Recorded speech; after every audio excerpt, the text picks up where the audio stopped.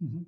Entonces vamos a saludar a José María Sánchez de Drop in Time, que nos está acompañando desde España, y hoy día vamos a tocar un tema sumamente importante, la crisis de los 40. José María, te vamos a saludar y te vamos a hacer la primera pregunta al tiro. A esta edad hacemos balance del transcurso del vital, de la mitad del camino, y debiera dar un lugar a crecimiento personal. Sin embargo, tiene una alta influencia en la situación profesional. ¿Es así? Yo creo que sí, en base a lo que he observado en mí mismo y las personas con las que he tenido ocasión de trabajar, como que estás en un momento que es la mitad de tu vida y probablemente también la mitad de tu carrera profesional, y estás normalmente comparando tu expectativa con tu realidad. Y ahí es donde entras en fenómenos en los que si estás o te sientes muy alejado de lo que tú tenías trazado como expectativa a esa edad, probablemente te genere un cierto nivel de ansiedad, inquietud y búsqueda de cambiar el camino para llegar a tu meta o realmente revisar cuál es o a qué obedece esa meta y cómo la puedes reconsiderar, que probablemente sería lo más oportuno, porque probablemente cuando hacemos esas metas a una edad de 25 años, algo así, cuando empiezas tu carrera profesional, las haces casi por imitación. Probablemente no conoces en profundidad lo que es la actividad laboral, porque tampoco sabes en qué tipo de negocio vas a entrar, en qué tipo de actividad, realmente no conoces casi nada. O sea, no hay trabajos que sean estándar, porque dependen mucho de la compañía. Entonces, yo he observado que hay una edad a la que mucha gente le genera cierta inquietud el estar muy alejado de lo que fuera su expectativa profesional, y eso le puede provocar ciertas inseguridades e inquietudes. Gracias, José. Ahora vamos a la segunda pregunta que nos capta mucho la atención, es ¿qué influencia puede tener la situación y el entorno familiar? Yo sé que esta pregunta es muy importante. Bueno, yo creo que es algo que te facilita equilibrio. Si tú tienes una situación familiar estable, te permite equilibrar tu actividad personal y tu actividad profesional. Si no, ese equilibrio también es una etapa en la que, como sabemos, estás en una situación de análisis personal, como hablábamos antes, estás como en la mitad de tu vida y estás viendo cuál va a ser la siguiente mitad de tu vida, pero también ya en unos compromisos o no familiares, y eso tiene su impacto. Adicionalmente, hay impactos también que provienen no solo de la familia directa que hayas podido construir con esposa o marido, hijos, hijas, etcétera, sino también de tus ascendientes. De repente eso también se convierte un poco en un tema, ¿no? O sea, si tienes como un referente, y yo lo he observado, afortunadamente no es mi caso, pero lo he observado y no quiere decir que yo tenga razón, pero en casos en los que el comparativo con tus ascendientes puede ser también un tema complejo, porque te están poniendo como una meta que comparativamente a lo mejor no vas a poder alcanzar y te genere cierta ansiedad. Igual que en también la situación actual te puede estar generando competencias dentro de la pareja. También he observado esas situaciones de que de repente el marido o la mujer son fuertemente competitivos y tienen como una cierta crisis en cuanto a cualquiera de ellos que se pueda sentir. Sí, yo he observado, como os digo, por un lado, a nivel personal, lógicamente es el más importante, a nivel de ascendientes, cuando tus padres son como el referente y esperan y han esperado y te han a lo mejor condicionado que tu carrera profesional sea igual de exitosa, etcétera, también te puede generar. No te cuento cuando tus padres además te comparan con tus hermanos, también es una situación que produce ciertos desequilibrios. y también en el propio ámbito de la pareja. Yo conozco ya muchos cambios en lo que son los roles clásicos de marido, mujer, quién trae es el que tiene la mayor fuente de ingresos para la familia, el mayor prestigio profesional, y ahí se producen también algunas veces una rivalidad, ¿no? Rivalidad y fricciones. Entonces es una etapa, por eso y eso suele estar, yo creo, en torno a esta edad de los 40 años. Hablo de los 40 y, ¿no? Pero sí es clásico, y ahí se plantean muchas cosas. O sea, yo, de hecho, he vivido una situación muy curiosa que para mí era chocante, hoy es normal, con la persona que era de recursos humanos en la compañía en Madrid, y realmente la directora de recursos humanos era la que tenía actividad profesional y el amo de casa era su marido. O sea, directamente el rol que yo no había vivido en mi época joven, para mí era una novedad, ¿no? Pero eso se da, claro. Ahora se está dando mucho. Claro. Pero está muy tapado todavía, pero yo lo siento normal. Claro, ¿por qué no? Claro, por eso digo pero son cambios que se dan y que probablemente sean decisiones que en esa etapa, yo creo que, y eso sí lo digo por experiencia, es bueno que tengas también, si tienes hijos, también el tener alguien que esté próximo, yo creo que es una gran ventaja. O sea, yo por lo menos, en mi caso personal, lo valoro muy positivamente, el haber tenido hijos y que mi esposa haya podido dedicar un tiempo importante para ellos, porque al final algo de calidad les están dando. Lógicamente lo bueno es que sea por parte de ambos, pero algo necesitan, ¿no? Y aquí en España le llamábamos los hijos de la llave, y era muy clásico que los niños llegaban del colegio y llevaban una llave colgada de su casa y se buscaban la vida hasta que llegaban los padres. Cuando tenías actividades de estas de alto estrés, prácticamente no veían a los padres, como mucho veían a la cuidadora, y era en etapas muy tempranas. Entonces, realmente la educación, que básicamente es la que están viviendo en la casa, no era sencilla para esos niños. Luego, no sé cuál habrá sido su trayectoria, pero mi sensación es que no tan buena, porque no tan buena, ¿cierto? No les puede dedicar el tiempo de calidad que les corresponde, porque tú has sido el responsable de que estén en este mundo, ¿no? Entonces, yo sí lo he observado, ya te digo, en mi etapa de esa edad, de que cuando había un matrimonio muy exitoso profesionalmente, con mucha dedicación, yo veía que la situación de los hijos no era tan buena, bajo mi punto de vista, porque yo lo observaba básicamente porque venían a casa con los míos. Entonces tú, cuando vienen los amigos de tus hijos, observas un poco los comportamientos, y sí notaba cierta diferencia, ¿sabes? Entonces el no poderle dedicar tiempo de calidad es importante, ¿sabes? Y si te has hecho responsable de tener hijos, tienes que hacerte cargo de las consecuencias, claro. Por lo menos en una etapa temprana. Y para cerrar esta pregunta, me gustaría preguntarte bien corto, ¿qué aconsejas tú cuando hay fricción laboral entre la pareja? Porque a veces la hay, y tú no vas a cambiar la pareja porque uno tiene un mejor trabajo que el otro. ¿Cómo se soluciona eso? Claro. Es que para mí lo primero es, es muy difícil que sean dos trabajos que sean similares.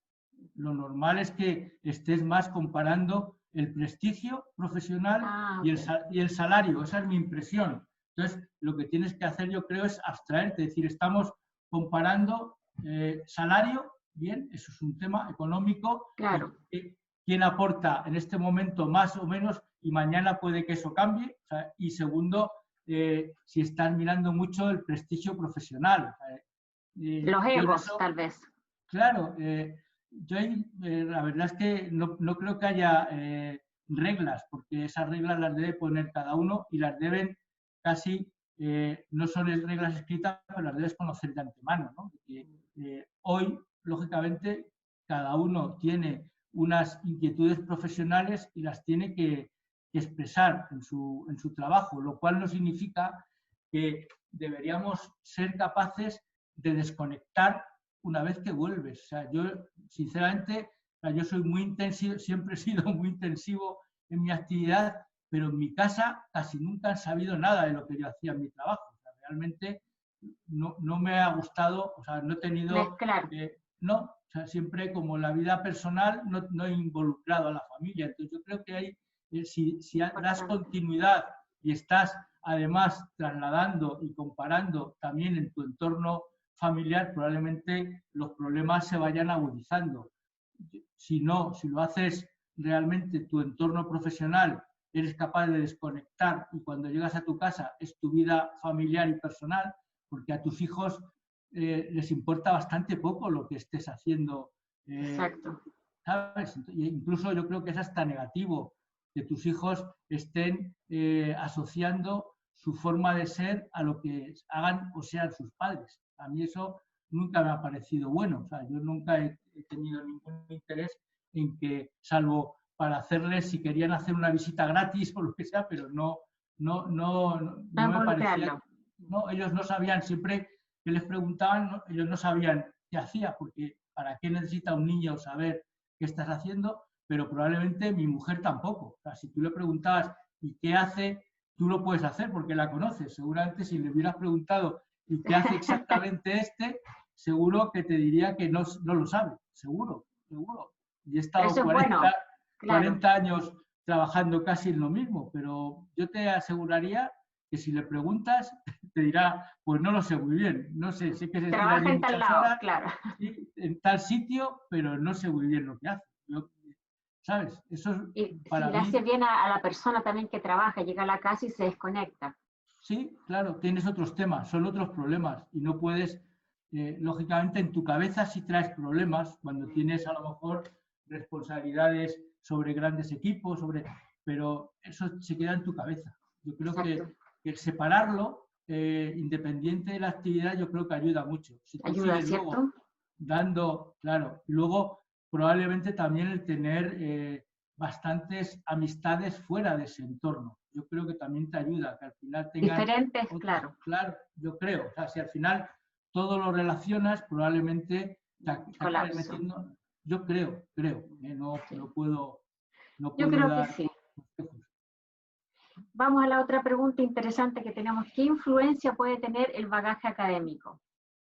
Bueno, yo creo que a esa edad normalmente ya te das cuenta, a partir de esa edad de los 40, de que tu competencia académica no te sirve para mucho. O sea, realmente sí te sirve en cuanto a que tienes un bagaje de conocimientos básicos y una capacidad de aprender y de buscar información muy alta. Sabes discriminar perfectamente, pero al final utilizas un 10, un 20% de las teorías o formación académica que has tenido, porque al final te vas a estar enfocando a la actividad en la que estés. Hay, yo creo, dos mundos. Un mundo que es si tú, desde que has entrado al mercado laboral hasta esta edad, estás como en el mismo ambiente, en el mismo tipo de negocio, de profesión, con lo cual probablemente hayas crecido y hayas desarrollado lo que para mí es muy importante. O sea, para mí la gente, y de hecho yo he tenido equipos de gente de estos perfiles y que te están permanentemente pidiendo más formación técnica. Y yo les negaba toda la formación técnica, básicamente porque tu capacidad de aprender conceptos técnicos ya la tienes instalada en tu cabeza. Para eso sí te han formado en la universidad. Entonces, olvídate, si necesitas algo, lo vas a entender con facilidad a través de otra persona o a través de googlear directamente. Pero no llenarse más. No me pidas más formación técnica.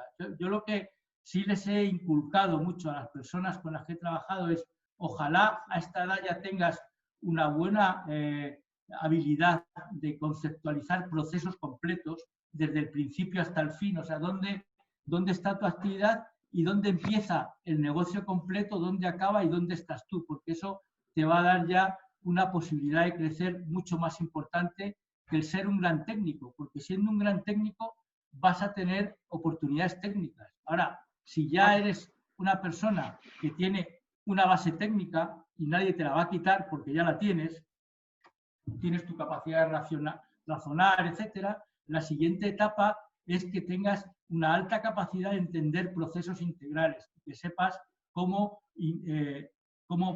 forma parte procesos dentro de una actividad, de una cadena de suministro, desde una perspectiva alta, desde un vuelo alto, no desde el interior de tu proceso. Y ya lo normal es que a esa edad estés también dirigiendo equipos. Entonces, yo lo que te animo es, básicamente, refuerza y trabaja mucho tu visión panorámica, aérea, o sea, tu visión de águila desde arriba, cómo puedes conceptualizar el proceso y cómo puedes aportar lo que está más cerca del cliente. Y luego lo siguiente es, si ya tienes equipos a tu cargo, trabaja mucho en tus habilidades y aplícalas a tus habilidades para dirigir personas. Y hay N habilidades, lógicamente, las más básicas son las de motivar, y motivar no es tan sencillo, no es dar palmaditas, es conocer muy bien las aspiraciones a cada persona. No hay un motivador genérico.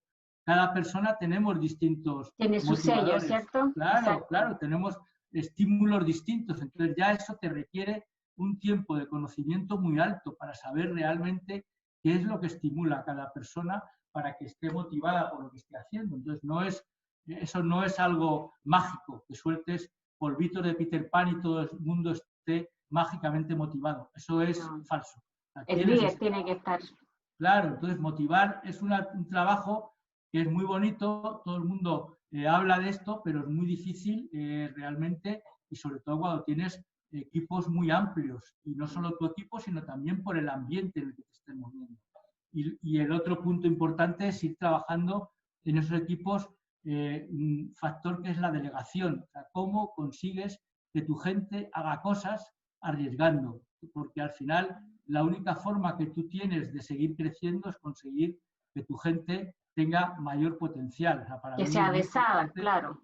Claro, es muy importante que la gente entienda que cuando alguien crece en una organización no es porque se agarre de la manita de su jefe, sino porque su equipo lo esté apoyando y empujando y sujetando. Y para eso tienes que desarrollar ese trabajo de equipo, y mucho viene de la delegación, de cómo realmente conoces las habilidades de tu gente y vas dándoles oportunidades igual que te las han dado a ti. O sea, seguramente en todo esto es aplicarte lo mismo que a ti te habría gustado o que afortunadamente a ti te han aplicado cuando has estado en su pellejo. O sea, no es nada distinto, pero ponerte, empatizar, ponerte en su piel y decir, yo en su piel, ¿qué me gustaría que estuviera ocurriendo? ¿Cómo me gustaría que esta persona me estuviera considerando? Entonces ahí hay eso, en esta etapa, yo creo que desarrollar estas habilidades te va a dar una capacidad de liderazgo realmente importante, porque realmente cuando trabajes con equipos mucho más amplios, vas a tener digamos, ya esas señas de identidad instaladas en cuanto a que te vean que entiendes el negocio global, y segundo, que cuentas con que realmente desarrollas a tu gente. Yo creo que es una etapa crucial, y hay mucha gente que se empecina en seguir incorporando más conocimiento técnico. De lo mismo, seguir creciendo. Y eso sirve si eres un científico. Si realmente, claro, si eres un científico... Buena acotación, buena acotación. Claro, y te dedicas a la investigación, perfecto, porque vas a tener que estar permanentemente creciendo en ese ambiente. Pero científicos en España hay pocos. Entonces, realmente, y no se dedica mucho dinero a la experimentación. Claro, entonces, si no estás ahí, realmente tienes que ir abriendo tu cabeza a cosas que son más incómodas, porque cuando tú tienes una formación académica, te sientes cómodo ya en ese lenguaje y en ese ámbito. Y cuando tienes que estar viendo otras cosas, pues como que sientes incomodidad. Pues tienes pero por lo menos yo con la gente, las personas con las que he trabajado, siempre les he estimulado mucho a que vayan abriéndose, porque no van a perder nunca lo que sabes no lo vas a perder, y segundo, el aprendizaje técnico lo vas a incorporar automáticamente, porque es algo que ya lo tienes instalado. Exacto, claro. exacto. Entonces, despreocúpate, olvídate de eso, no me pidas más cursos de cosas que no te las pago. Si lo quieres, hazlo tú, pero para los otros sí te voy a ayudar, claro. Es así, yo creo que eso es un punto y es una etapa muy importante en ese campo para realmente reafirmarte si quieres ser un muy buen técnico o si quieres seguir una carrera más directiva. Hay que tenerlo en cuenta, yo creo. Sí, importante. Vamos a la otra pregunta, José María. ¿Cómo puede impactar en la vida social? Bueno, yo creo que es importante primero ser realista, o sea, decir, y disfrutar. Ojalá puedas disfrutar lo que estés haciendo, porque eso te da yo creo que eso se nota normalmente en nuestro ambiente social. Tú notas mucho la gente que lo que hace, puede que lo esté expresando o no, pero notas una alegría distinta. Hay gente que es como un castigo, cada lunes ir a su trabajo. No está haciendo lo que quiere, sí. Y eso, afortunadamente, hay otras personas que tenemos la suerte, o hemos tenido la suerte de que lo que haces te guste. Yo creo que independiente, o sea, yo recuerdo hace 2 semanas cuando hablábamos, yo cuando estudiaba ingeniería, a mí lo que me habría gustado era construir y diseñar coches, pero al final, claro, entonces tienes que ser realista. Es decir, yo no tengo las habilidades ni tengo la posibilidad de hacer algo porque hay 100.000 que les gustaría hacer lo mismo que yo y la mayoría son mejores que yo, pero encuentro un nicho y lo que hago es buscar cómo disfrutar con eso. O sea, al final, eso es muy importante. Es súper importante, sí. Y creo que es un aspecto que socialmente influye, porque al final tú puedes estar compartiendo con amigos, pero no pasa nada porque puedas hablar de tu actividad laboral, porque al final es casi divertida. O sea, hay un libro que supongo que habréis leído mucho, que es de estos de vuelo corto de avión, ¿no? De Máximo Antofagasta, que es del FISH. Y FISH es muy relevante en ese aspecto, porque de alguna manera te hace ver lo importante que es divertirte en el trabajo. Es, literalmente, o sea, hoy se habla mucho de la felicidad, etcétera, pero bueno, hay una parte que es, ¿puedo divertirme realmente en lo que estoy haciendo? Yo creo que incluso en trabajos que puedan ser muy tediosos se puede dar. Es fundamental eso. Y eso tiene mucho que ver con el liderazgo, o sea, cuál es el tipo de liderazgo con el que estás trabajando. Si realmente tienes un liderazgo que apueste por eso, tú vas a tener esa oportunidad de hacer un trabajo que puede ser más o menos sexy, pero puede ser divertido. Entonces, pero eso se relaciona, José María, justamente con todas las respuestas anteriores. Sí. La perspectiva, la situación en torno familiar. Si tú estás contento haciendo lo que haces, claro, apoya a todas las preguntas anteriores. Sí. Muy importante. No, y luego socialmente hay un tema de que realmente depende mucho, y ahí las culturas influyen, cómo se esté valorando el estatus. O sea, realmente, si tú tienes un modelo social que el estatus por signos externos se valore mucho, entonces sí es muy complicado, porque la gente que le preocupa mucho su estatus va a estar todo el tiempo intentando recoger o expresar todos los signos externos que respondan a ese estatus. Entonces, más que pensando en, como te digo, en divertirse, en realmente disfrutar su vida personal, sus amistades, con independencia de lo que le reporten o no a su estatus, va a estar permanentemente focalizando su vida social en encajarla con su estatus. Y ahí yo pienso que lo respeto, pero yo creo que eso vives poco, porque al final estás muy sujeto a todo lo que son elementos exteriores. Entonces, para mí es mucho más potente el poder despreocuparte de tu estatus tanto dentro como fuera de tu actividad, y realmente ser mucho más genuino y personal, independiente de la actividad o o el rango en el que te estés moviendo. Entonces, ahí sí que está un poco ligado a tu forma de ser, lógicamente, pero también al modelo social, ¿no? Entonces, yo creo que para mí no es importante con quién esté, ni jugando un partido de pádel, ni de golf, ni yendo a tomar unas cervezas. Lo importante es disfrutar ese rato y, lógicamente, la mayoría de esos ratos son sociales, pero lo tienes que disfrutar y no estar correlacionándolo con a quién tengo que invitar a mi casa a cenar. Siempre andar ganando. Claro, y además, en mi caso, yo no puedo estar pensando en qué peinado me voy a hacer para este evento. Entonces, nunca lo he visto así, ¿sabes? Y de hecho, en general, si lo veo en mi mundo personal, me he sentido incómodo en esas situaciones. O sea, cuando realmente estabas participando en un acto social que era por formas. Nunca he sido... Yo creo que tengo un carácter bastante abierto, pero en esas circunstancias casi siempre he estado incómodo, porque no obedecía a algo que realmente, no, bueno, y yo creo que se me notaba, pero es así, o sea, no digo que sea lo que hay que hacer, pero para mí es mucho mejor disfrutar cada momento y no condicionarlo.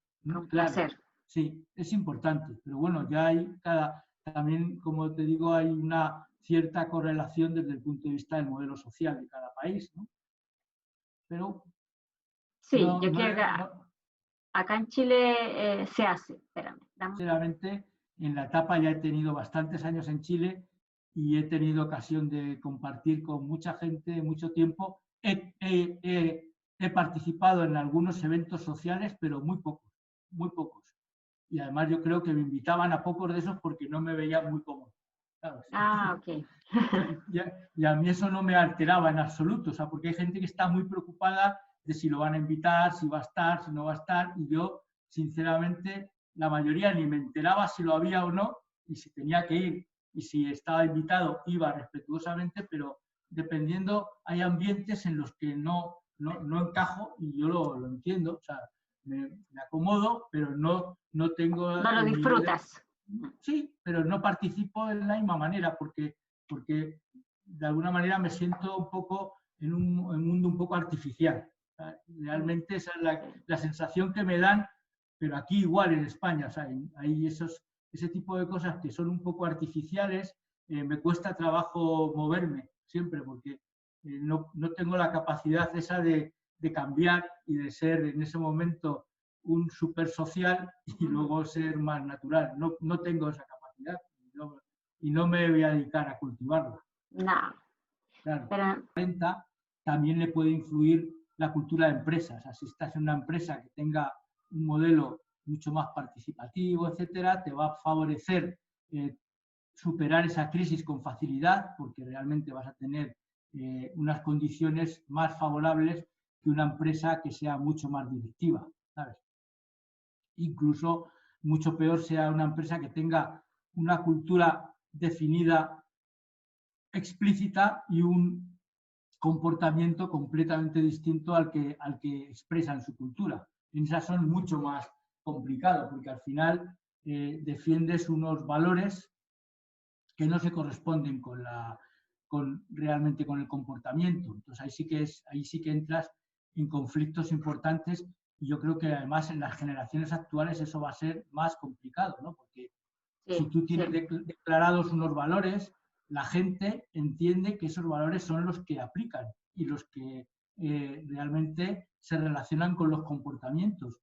Y cuando no sea así, efectivamente luego vas a tener gente que se va a ir, que lo va a dejar porque está mucha parte realmente de su contrato, es un contrato psicológico, más que un contrato formal. Entonces esa gente realmente cuando empieza a sentirse inquieta porque no se está correlacionando lo que son valores con lo que es el comportamiento, probablemente le va a generar cierta inquietud por buscar dónde tener ese tipo de cultura. Y yo creo que cada vez va a ser más importante la coherencia. Intrínsecamente, sí. sí. Yo estoy convencido, o sea, porque la gente que se incorpora, una de las cosas a que vas a mirar es cuál es la declaración de cultura de esa empresa, cuál es el propósito, la declaración de cultura, y cuando estés activo vas a estar realmente chequeando que esos valores sean realmente genuinos y se estén asociando con comportamientos. Y eso no necesitas verlo más que en el comportamiento normalmente de tu propio jefe. O sea, tu propio jefe va a ser el primero que va a manifestar coherencia o no. Y eso te va a generar tu inquietud o no. Aparte de que probablemente sea la persona que te esté dando un guión para tu desarrollo futuro. De hecho, para mí ha habido, y ahora es muy frecuente en LinkedIn, te pide gente asesoramiento profesional, y cuando me piden alguna idea de cómo ser un buen líder, le he dicho, ojalá estés trabajando con un buen líder, porque lo que más vas a aprender va a ser de su ejemplo. O sea, yo he tenido suerte de trabajar con buenos líderes y probablemente algo se me ha contagiado de ellos. Entonces, si no, es muy difícil, porque realmente el que está trasladando internamente la cultura es el líder, y tu líder directo, no uno que esté por ahí alejado, sino alguien que esté cercano.